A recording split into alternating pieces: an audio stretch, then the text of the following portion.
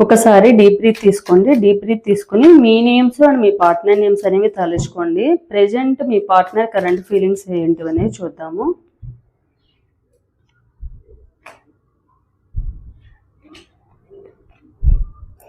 మీ partner మీ మీద చాలా కోపంగా ఉన్నారు అండ్ మీరు అన్న మాటలే ఎక్కువగా గుర్తు చేసుకుంటున్నారు.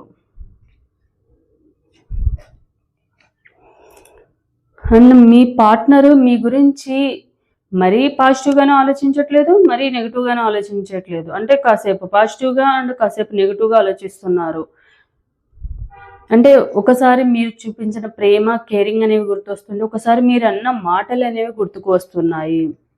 సో దానివల్లే వాళ్ళ ప్రేమను కూడా వాళ్ళు ఉన్న ప్రేమని బయటికి ఎక్స్ప్రెస్ చేయకుండా దూరంగా ఉండడం అనేది జరుగుతూ ఉంది.